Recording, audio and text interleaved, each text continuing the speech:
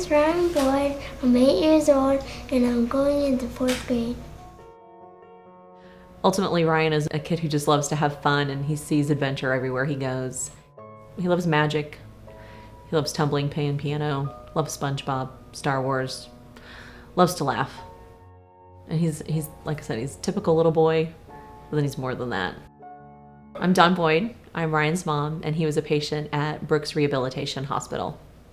It was a Sunday morning. Our spring break was almost over, and the kids had spent the night with their grandparents who live next door. We live on 5 acres of land, so we have golf carts and a gator that we drive back and forth. He went out with his papa to get the mail, and it was kind of chilly that morning, and he wrapped a sheet around himself.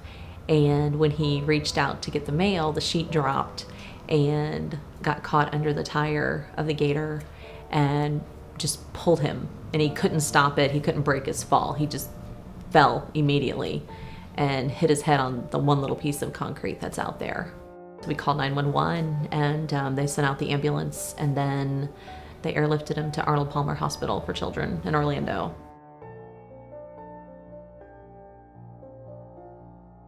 So we finally got to see him, and they told us he had a traumatic brain injury and he was unconscious. He was in a coma for about 5 days, and they started weaning him off and bringing him back. But when he came back, he didn't just wake up. He opened his eyes, but he wasn't there yet. For patients like Ryan who have survived severe traumatic brain injuries, it is not unusual for medically induced comas to be performed and for patients to wake up slowly following the removal of that sedation. For parents and family members and friends who see this, it's pretty distressing, and they're constantly grappling with the question of, will they return? Will they be themselves again? When will they return? I basically pulled a doctor aside and said, where would you send your child? And they said Brooks. And even though Brooks was actually further from us, we wanted what was best for Ryan. We needed him to be back, the Ryan that we know. So we took an ambulance ride to Jacksonville, and the next day they start doing evaluations on him. Brooks was the right place to be for Ryan and for us, because we felt like family there. It really was my home for 7 weeks and his. And everybody just really rallied behind Ryan. Baptiste told him every day, "I love you, Ryan." And he'd say, or he'd whisper when he finally talked, "I love you." And it became a home for us.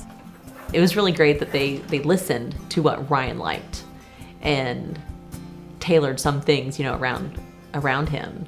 And even his therapist knew what he liked and used that in his therapy. His cognitive therapist knew that he liked magic, so she started bringing magic tricks from home for him to work on and, for some of his skills, which was great. And he knew some of them, that he remembered. And even though he wasn't really talking at this point still, he could do the trick. One day while we were up there early in May, it was Star Wars Day, and they had arranged for a group of stormtroopers to come and visit, and so they knew Ryan was a fan of Star Wars, so they made sure that they made a special visit to him. They brought him some trading cards and a framed poster from one of the movies, and made a big deal of him. And I had his dad bring up his Jedi robe so that he would be dressed up for the occasion. It's gonna forever be special. The nurses and doctors at Arnold Palmer saved his life, but the people at Brooks helped Ryan find his magic again. And it's a place that all kids can find their magic again. Thank you for giving me back my son, because I had lost hope when I had gotten to Brooks. I didn't know that if it was possible.